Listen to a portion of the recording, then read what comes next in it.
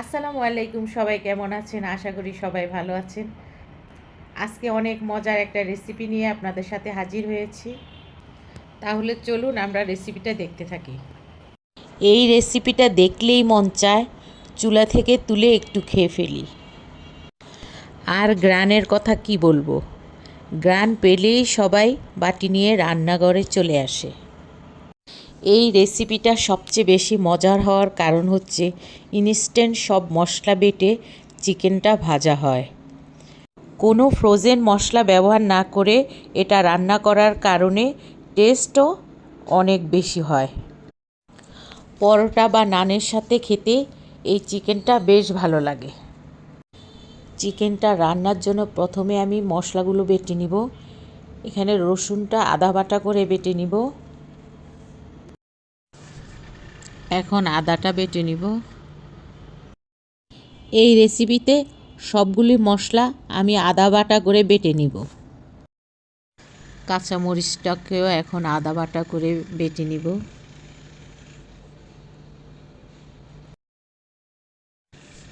কাঁচামরিচটা বাটা হয়ে গেছে।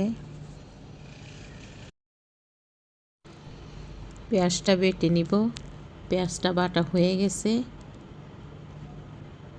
এবার একটা প্লেটে তুলে রাখব। সবগুলো মশলা বাটা হয়ে গেছে। এবার চিকেনগুলোকে একটু থেতলে নিব। হালকা হালকাভাবে চিকেনগুলোকে থেতলাতে হবে।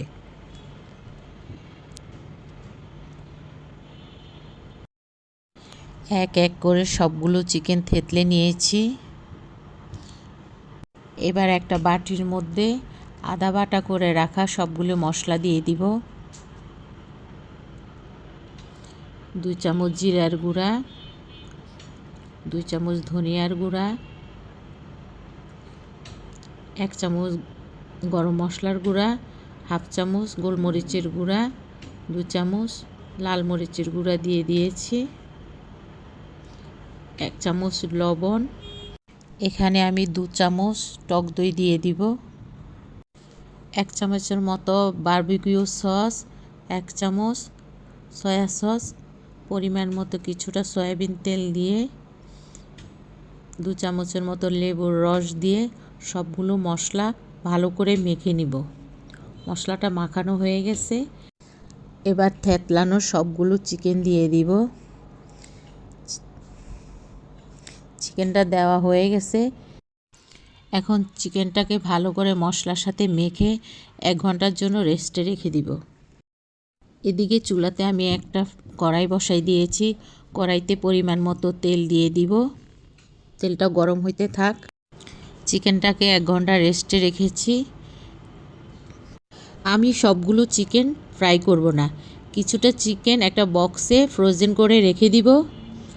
আর বাকি চিকেনটাকে 2 চামচ কর্নফ্লাওয়ার দিয়ে ভালো করে মেখে নিব। ভালো করে মাখা হয়ে গেছে। এদিকে আমার তেলটাও গরম হয়ে গেছে। এবার এক এক করে সবগুলো চিকেন তেলের মধ্যে দিয়ে দিব। খেয়াল রাখতে হবে তেলটা যাতে বেশি গরম না হয়। চিকেনটাকে আমি মিডিয়াম টু লো হিটে রান্না করে নিব। আর চুলার জালটা মিডিয়াম আঁচ করে রাখতে হবে। চিকেনের এক পাশটা হয়ে গেছে। এখন চিকেনটাকে উল্টিয়ে দিব।